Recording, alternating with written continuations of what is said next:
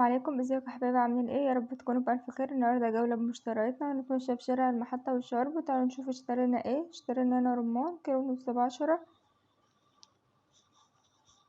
واشترينا عيش من الأبيض وعيش من اللي هو برده ده، ب5 جنيه كل نوع.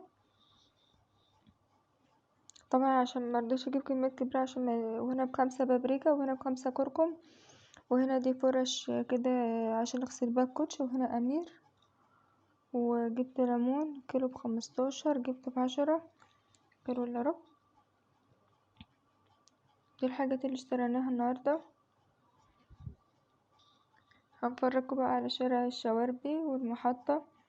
دي بداية شارع الشواربي اهي. هنفضل ماشيين بقى لحد المحطة. ما شاء الله حاجات جميلة وفي بهارات وفي حاجات كتير قوي، حاجات حلوة.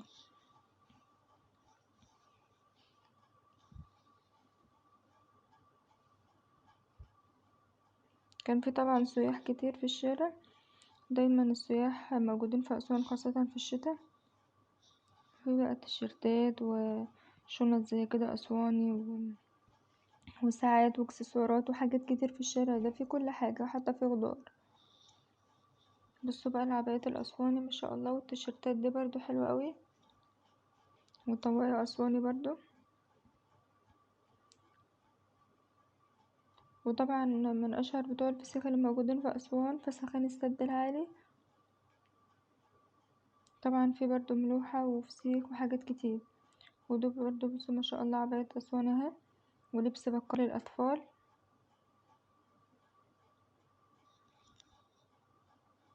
الشارع من ناحيتين ما شاء الله مليان حاجات كتير. طبعا من أحسن البهارات والكركديه والحاجات دي موجود في أسوان، وحنا برضو. بصوا ما شاء الله، ودي حاجات ريا وسكينة، وفي نضارات برضو وحاجات كتيرة جدا في الشارع ده. طبعا في الغالي وفي الرخيص عشان في ناس، عشان السياحة وكده. بصوا العبايات الأسواني ما شاء الله جميلة.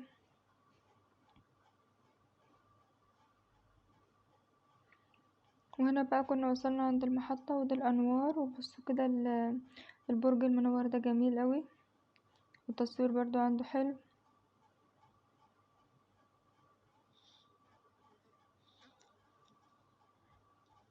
بصوا ده حوالين المحطة بقى بعد المحطة بشوية، ودي كلمة أسوان اهي اللي بالنور المنورة الجميلة الحلوة دي.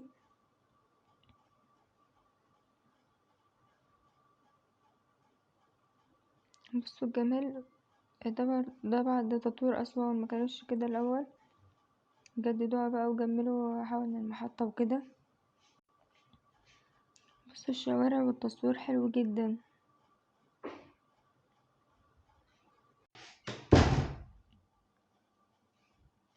بصوا ما شاء الله، وبرضو في ألعاب للأطفال وفي كل حاجة يعني.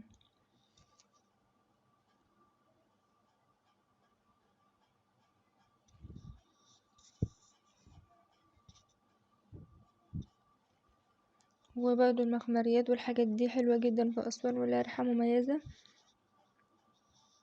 بصوا العبايات الأسوان والحاجات دي جميلة قوي. بصوا ما شاء الله العبايات دي، والعباية دي جميلة جميلة قوي، العباية البيضة دي. ودي تيشيرتات أسواني برضو.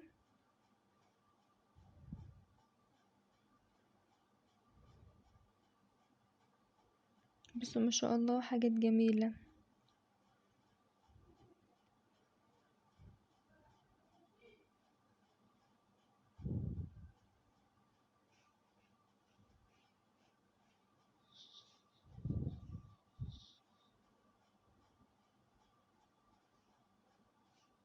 اهو ده فسخن الصدر العادي اللي قلتلكوا عليه، من اشهر بتوع الفسيخ اللي موجودين في أسوان، وطبعا احسن حاجة بتكون عنده.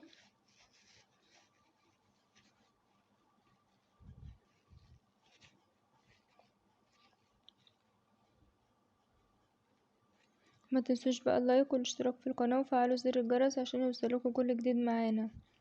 ومعاكم بقى في فلوج جديد ورحلة جديدة في أسوان. السلام عليكم ورحمة